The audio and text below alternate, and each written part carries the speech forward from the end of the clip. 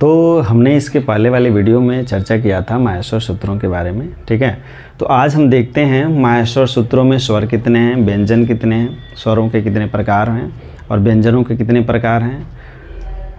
और इससे पहले हम ये जानने का प्रयास करेंगे कि आपको जो कल वर्क दिया गया था, होमवर्क दिया गया था इसके पहले वाले वीडियो में, कि कितने तरह के सूत्र हैं, सूत्रों को याद करने के लिए काम दिया गया था। आपने याद किया है या नहीं किया है, इस पर हम थोड़ा सा चर्चा कर लेते हैं। हम भी सूत्रों के बारे में चर्चा करते हैं और आप भी थोड़ा सा मनन करेंगे, चिंतन करेंगे कि क्या वास्तव में आपको माहेश्वर सूत्र याद हो गया है अथवा नहीं, ठीक है। और हम उम्मीद करते हैं कि आप सभी लोग कंठस्थ करके आए होंगे माहेश्वर सूत्रों को, क्योंकि इससे आगे जितने भी बढ़ेंगे माहेश्वर सूत्रों की ज़रूरत हर कदम पे पड़ेगी। और सी-टेट के लिए, यूपी-टेट के लिए कहाँ कितनी ज़रूरत है, कहाँ से कितने सवाल पूछे जाएंगे, वो हम आपको बताते चलेंगे इसके साथ साथ, ठीक है। तो चलिए पहला हम सूत्र इसको थोड़ा एक बार कंठस्थ कर लेते हैं, एक दो बार, ठीक है। तो चलिए पढ़ते हैं। अ ई उड़ री ल री क ए ओ ङ ऐ औ च ह य व र ट लड़ य म अंग अड़ न म झ भ य घट धस जब गढ़ दस खप छठ थ चट तव क प य स स सर हल। ये 14 माहेश्वर सूत्र हैं। एक बार पुनः आप पढ़ेंगे। अ ई उड़ री ल री क ए ओ ङ ऐ औ च ह य व र ट लड़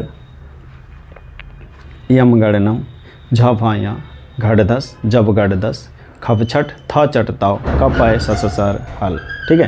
ये 14 माहेश्वर सूत्र हैं और इन 14 माहेश्वर सूत्रों में कहाँ से कहाँ तक है स्वर, कहाँ से कहाँ तक है व्यंजन, इनको हम थोड़ा देखने का प्रयास करेंगे।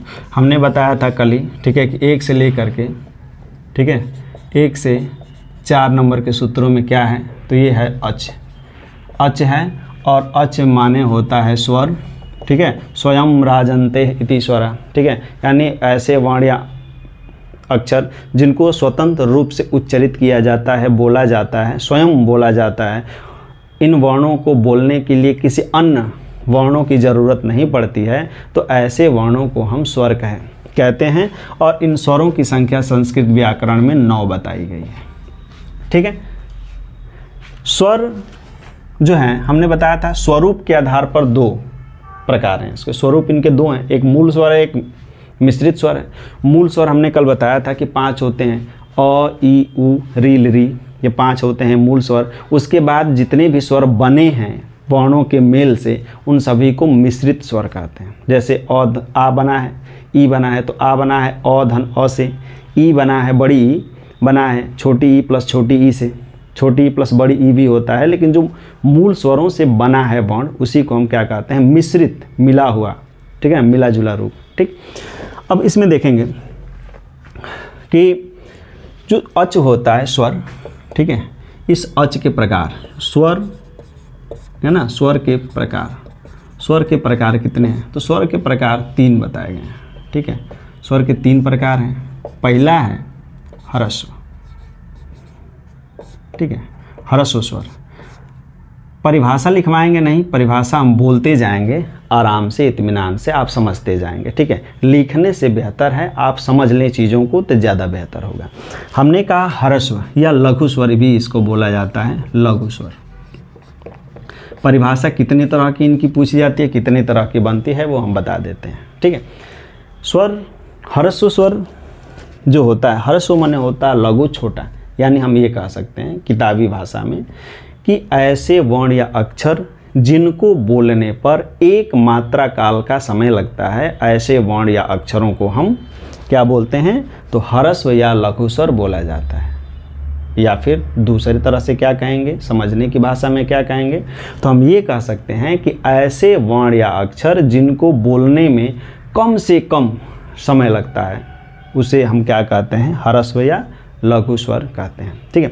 ह्रस्व या लघु स्वर 5 होते हैं, जैसे अ, ई, उ, री और री, ये ह्रस्व स्वर है, ठीक है। दूसरा प्रकार है इसका दीर्घ स्वर, दीर्घ स्वर, ठीक है। दीर्घ स्वर क्या होता है, ठीक है। फिर किताबी भाषा में चलेंगे। किताबी भाषा में क्या कहते हैं इसको, किताबों में क्या लिखता है दीर्घ स्वर को, तो दीर्घ स्वर को लिखता है कि ऐसे वर्ण या अक्षर जिनको बोलने पर 2 मात्रा काल का समय लगता है, ऐसे वर्ण या अक्षर को हम क्या कहते हैं, तो दीर्घ स्वर कहते हैं। फिर हम ऐसे समझने के लिए क्या कहेंगे, ऐसे वर्ण या अक्षर जिनको बोलने पर लघु स्वर से ज़्यादा समय लगता है, उसे हम क्या कहेंगे, तो दीर्घ स्वर कहेंगे। ठीक है, जैसे आ, बड़ी ई, बड़ा ऊ, ठीक है, बड़ी री, ठीक है, ए, ऐ, ओ और औ। ठीक है, अंग और अह को अनुस्वार कहा भाई अयोगवाह कहा जाता है। अंग और अह को अयोगवाह कहा जाता है। संस्कृत में 4 अयोगवाह हैं, उनकी चर्चा हम बाद में करेंगे। ठीक है, तो आ, ई, उ ये जो वर्ण हैं, इन्हें हम दीर्घ स्वर के नाम से जानते हैं। हमने कहा ह्रस्व स्वर क्या है, दीर्घ स्वर क्या है, ठीक है, ये बताया। अब तीसरा जो है वो है प्लुत स्वर।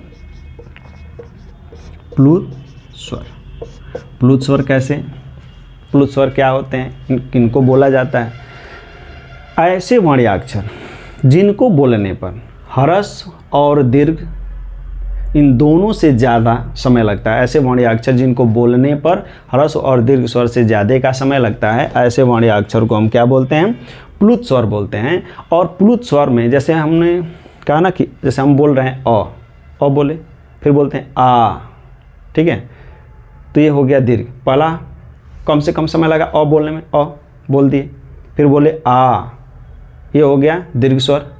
प्लुत स्वर क्या होता है, आ मतलब किसी भी वर्ण को देर तक खींच के बोलने पर, देर तक खींच के बोलेंगे तभी जा कर के ये और इससे दोनों से ज़्यादा समय, तिगुना समय लगता है। हम ये भी कह सकते हैं कि ऐसे वर्ण या अक्षर जिनको बोलने पर 3 मात्रा या 3 मात्रा से अधिक काल का समय लगता है, ऐसे वर्ण या अक्षर को हम प्लुत स्वर कहते हैं। किसी भी वर्ण के आगे, ठीक है, अ के आगे ऐसे 3 जैसे स्थिति जब दिखेगी, ठीक है, तो इसको हम क्या कहेंगे, ऐसे वर्णों को हम प्लुत स्वर के नाम से जानते हैं। ठीक है, मैं उम्मीद करता हूँ कि ये चीज़ें आपको समझ में आई होंगी। ठीक है, अब चलते हैं, ठीक है ना, व्यंजनों पे। ठीक है, व्यंजनों पे चलते हैं। ठीक, अब व्यंजन पर चलने से पहले हम एक बार रिपीट करेंगे। ह्रस्व स्वर संस्कृत में 9 होते हैं। 9 स्वरों को 3 भागों में बांटा गया है। 3 भागों में कौन कौन से हैं, पहला हो जाएगा ह्रस्व या लघु स्वर, दूसरा हो जाएगा दीर्घ स्वर और तीसरा हो जाएगा प्लुत स्वर। ह्रस्व स्वर किसे कहते हैं, ऐसे वर्ण या अक्षर जिनको बोलने पर 1 मात्रा काल का समय लगता है, उन्हें हम ह्रस्व स्वर कहते हैं। दीर्घ स्वर ऐसे वर्ण या अक्षर जिनको बोलने पर 2 मात्रा काल का समय लगता है, उन्हें हम दीर्घ स्वर कहते हैं। प्लुत स्वर ऐसे वर्ण या अक्षर जिनको बोलने पर 2 या 2 से अधिक मात्रा काल का समय लगता है, उन्हें हम प्लुत स्वर कहते हैं। ठीक है, अब आते हैं व्यंजनों पे। यहाँ से लेके यहाँ तक, अर्थात 5 से लेके 14 तक के वर्ण को हम हल कहते हैं, यानी इनको हम व्यंजन बोल सकते हैं। हल अर्थात ये बोले जाएंगे व्यंजन, और इन व्यंजनों की संख्या कुल 33 बताई गई है। ठीक है, इनके प्रकार कितने हैं, ठीक है, हल के प्रकार यानी व्यंजनों के प्रकार, इनके प्रकार भी 3 हैं। पहला है स्पर्श व्यंजन। ठीक है, स्पर्श व्यंजन इनको बोलते हैं। ठीक है, संस्कृत में ये वाला शुद्ध माना जाता है व्यंजन। ठीक है, स्पर्श व्यंजन या उदित वर्ण भी बोला जाता है इनको, उदित वर्ण। ठीक है, दोनों की चर्चा हम करेंगे। ठीक है, स्पर्श व्यंजन के लिए एक सूत्र आता है। ठीक है, इसका आता है कादयो मावसाना स्पर्शा। ठीक है, ये है कादयो मावसाना स्पर्शा। ये मतलब क्या है इसका जानिए। क हो आदि में, जिनके आदि माने होता है प्रारंभ। ठीक है, तो ऐसे प्रत्याहार, ये प्रत्याहार को दर्शाना चाह रहा है। ठीक है, ऐसे प्रत्याहार जिनका पहला वर्ण क हो, ठीक है, और अवसान माने अंत, अवसान माने होता है अंत में क्या हो, म हो, यानी क हो प्रारंभ में और अंत में क्या हो, म हो, इनके मध्य आने वाले जितने भी वर्ण हैं उनको हम क्या कहेंगे, तो अस्पर्श व्यंजन कहेंगे। आया समझ में? क आदि में हो जिनके और म अवसान में हो जिनके। आदि माने होता है प्रारंभ, अवसान माने होता है अंत। ठीक है, तो हम ये कहेंगे कि क आदि में हो जिनके और म अवसान में हो जिनके, इन वर्णों के मध्य में आने वाले जितने भी वर्ण हैं उनको हम क्या कहेंगे, अस्पर्श व्यंजन कहेंगे। ठीक है, अब इन स्पर्श व्यंजनों के बारे में थोड़ा चर्चा कर लेते हैं। स्पर्श व्यंजन होते क्या हैं? क से लेके म तक के वर्णों को हम क्या कहते हैं, स्पर्श व्यंजन कहेंगे। ठीक है, अब क क्या है, मतलब क से लेके म तक के वर्णों में कुल 5 वर्ग हैं। 5 वर्ग कौन कौन से हैं, तो आप लोग एक देखेंगे। ठीक है, वर्गों का निर्धारण उदित वर्ण करता है। ठीक है, इसके लिए संस्कृत में एक सूत्र प्रयोग होता है, कु, चु, टू, तू, पू, ठीक है ना, एते उदिता। ठीक है ना, ये सूत्र प्रयोग होता है। ठीक है, यानी कहता है कि कु माने होता है संस्कृत में, यदि कु है लिखा हुआ तो इसका मतलब होता है क वर्ग। ठीक है, चू लिखा है तो इसका मतलब है च वर्ग, टू लिखा है तो इसका मतलब होता है ट वर्ग। ठीक है, टू लिखा है तो इसका मतलब है त वर्ग, पू लिखा है तो इसका मतलब है प वर्ग। ठीक है, प फ ब भ म अंत में आ रहा है, क से लेकर के और म तक के जितने भी वर्ण हैं उनको उदित वर्ण कहते हैं। व्यंजन का हो गया कादेव मावसाना स्पर्श। ठीक है, इसमें कुल मिला करके 5 वर्ग हैं, क वर्ग, ठीक है, च वर्ग,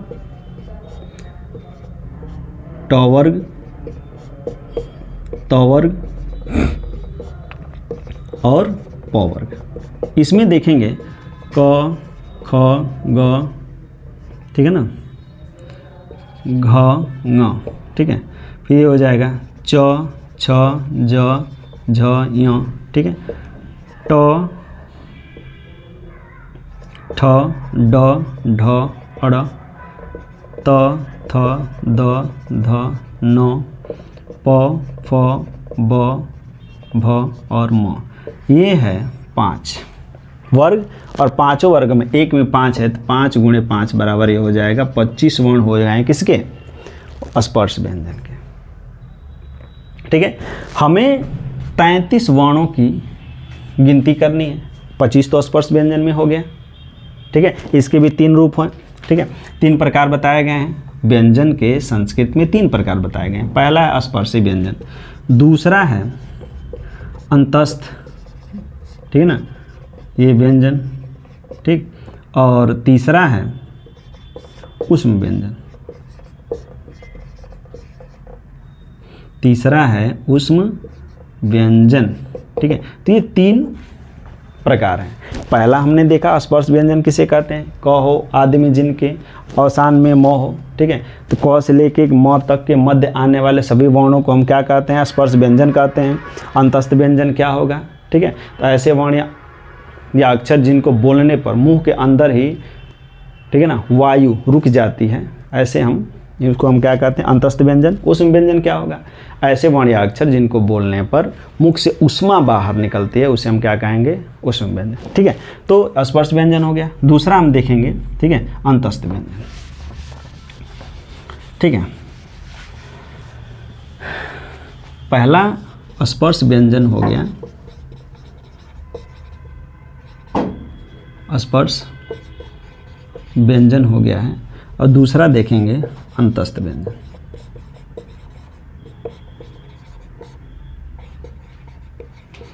चलिए, अंतस्थ व्यंजन का सूत्र क्या होता है। ठीक है, हमने इसके पहले बताया था, यण प्रत्याहार ही निर्धारित करता है, तो यणो अंतस्था, यणो अंतस्था। ठीक है, यणो अंतस्था का मतलब क्या है, यण प्रत्याहार ही क्या है, अंतस्थ। ये अ है अंतस्थ, यण प्रत्याहार के अंतर्गत आने वाले वर्ण ही क्या है, अंतस्थ व्यंजन है। यण प्रत्याहार के अंतर कौन कौन से वर्ण आएंगे, ठीक है, तो यण का मतलब क्या है, य से लेके र तक, तो य व र ये तो इत संज्ञक वर्ण है, इसकी गिनती तो होगी नहीं। ठीक है, ये भी केवल प्रत्याहार निर्माण के लिए ही आया है, तो य व र ल ये 4 अक्षर हो जाएंगे